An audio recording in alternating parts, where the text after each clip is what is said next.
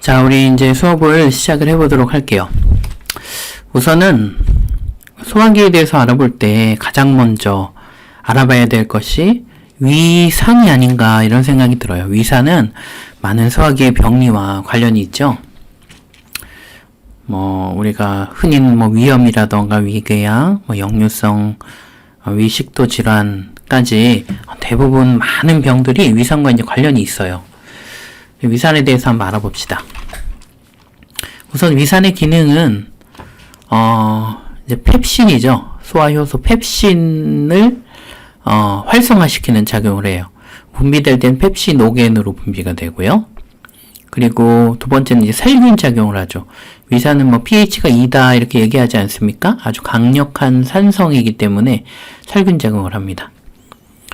그리고 이제 설명을 드렸던 인트린식 팩터, 그리고 철의 흡수를 촉진하는 이런 작용을 하죠. 반대로 말하면 위산이 잘 안 나오는 상황이다. 그럼 어떻게 되겠어요?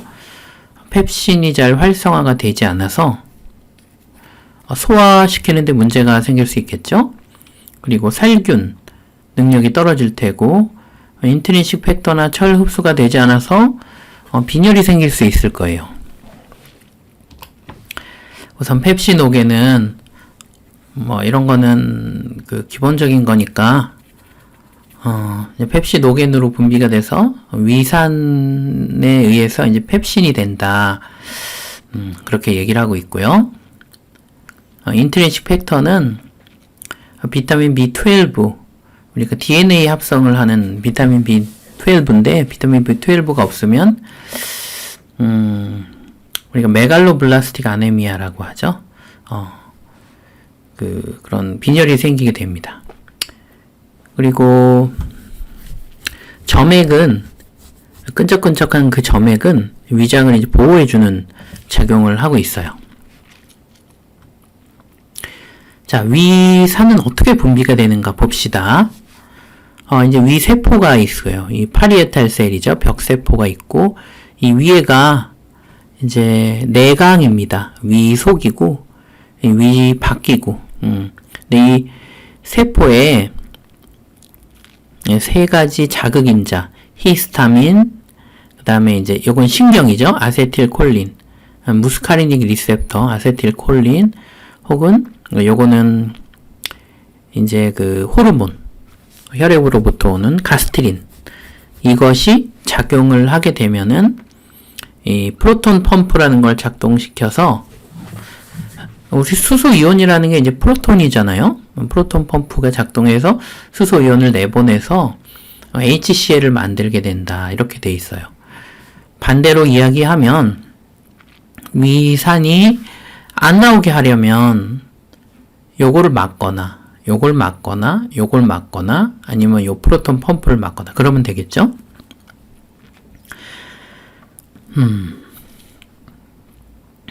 세 가지 수용체가 있다. 가스트린 수용체, 신경, 아세틸콜린 수용체, 히스타민 수용체 이렇게 있고요.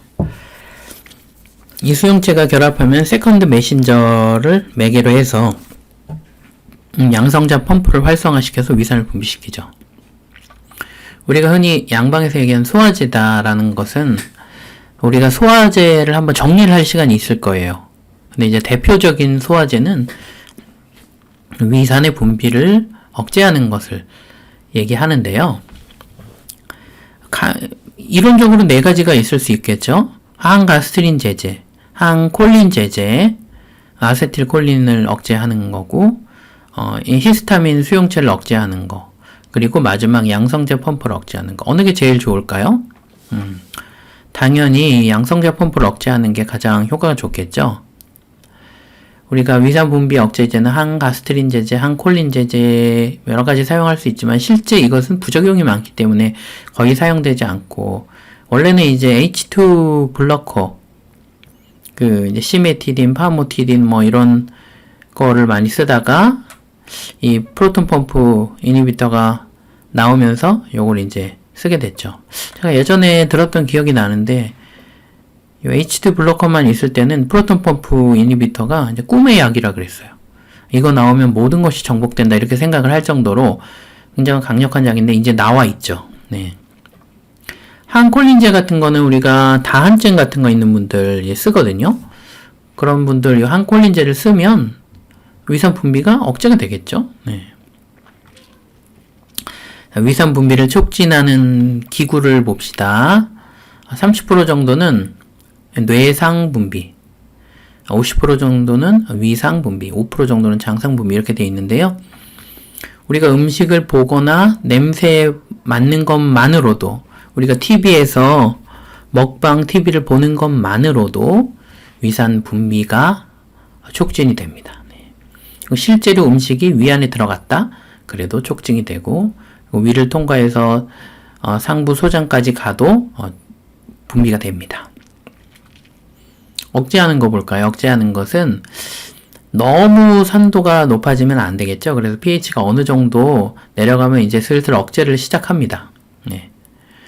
세크레틴이라든가 12지장에서 분비가 되는 건데 12지장에서 분비가 됐다는 건 음식물이 이미 12지장으로 내려왔다 이런 의미를죠. 그러니까 12지장에서 세크레틴이 분비가 되면 위에는 더 나올 필요가 없으니까 점점 줄여가게 되는 것이고, 마찬가지로 12지장대에 이제 고농도 음식이 왔다. 이제 음식물이 위를 통과해서 12지장에 내려왔다. 어느 정도 내려왔다 그러면 점점 위산 분비를 억제를 하게 되는 것이죠.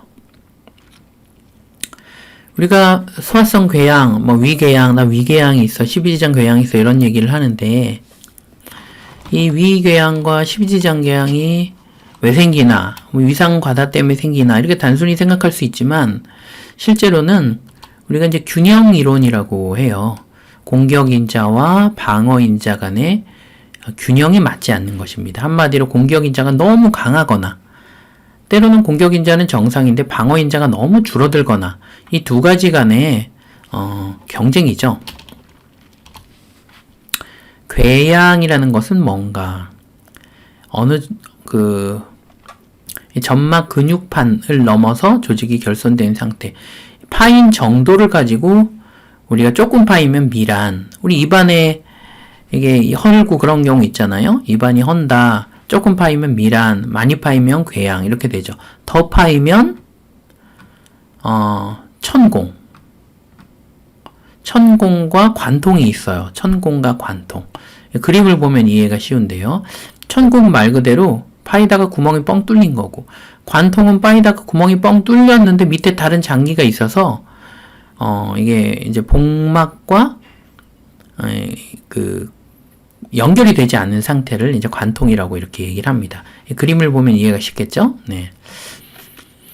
이 천공이라는 건 굉장히 응급 상황입니다. 천공이 실제로 일어나기도 해요. 위궤양 때문에 생기기도 합니다. 천공이 되면은 우리가 이 위장 밖에 복막이라는 것은 완벽한 무균 상태예요. 근데 천공이 되면 거기에 혈액이라던가 음식물이라던가 세균, 담즙, 위산, 음식, 대변, 공기 이런 게 이제 복막으로 가게 되면 그 전체 복막, 우리 복부를 모두 싸고 있는 막에 복막염이 생기면 이거 아주 큰일이죠. 네. 그래서 복부 X선상 복강에 가스가 확인된다. 엑스레이 찍으면 이렇게 예를 들어 다이아프램 같은데 이렇게 가스가 보이고 이제 그렇게 되기도 합니다. 정상적으로는 가스가 없어야 되죠. 네. 자, 이제 공격인자와 방어인자를 외워볼 텐데, 요거는 요 5가지 제가 적어놨는데 항상 시험에 내거든요. 잘 알고 계시기 바랍니다. 공격인자 첫 번째는 헬리코박터 파일로리, 두 번째는 염산, 세 번째는 펩신, 우리가 소화시키는 작용을 하는 펩신, 그 다음에 이제 점막 손상을 주는 물질들, 술이라던가 커피라던가, 우리 이제 엔사이즈 좀 이따 배울 텐데, 엔사이즈라던가 활성산소 이런 것들이 손상 물질이 되겠고, 그리고 유전적 인자. 제가 이렇게 색깔을 다르게 한 것은 뒤에서 자세히 한번 들어볼 시간이 있을 겁니다. 방어인자는 끈적끈적한 점액. 점액이 이제 방어를 해주는 작용을 하고요. 중탄산염도 나옵니다. 중탄산염이 산성을 중화해주는 작용을 하죠. 풍부한 혈류. 이런 거 중요합니다. 위장은 풍부한 혈류가 있어서 세포가 빠르게 재생이 돼요. 그래서 우리가 상처가 나더라도 빠르게 재생이 됩니다. 네. 제가 예전에 어디서 본 건데, 우리가 아주 독한 술을 먹고 바로 내시경을 딱 집어넣으면 위에서 피가 나요. 하지만 뭐 대부분 괜찮잖아요. 위장이 얼마나 빠르게 재생을 잘하는가를 알 수 있는 겁니다. 그 다음에 마지막으로 이제 내인성 프로스타글란딘, 이거 아주 중요합니다. 자, 잠깐 끊었다 갈게요.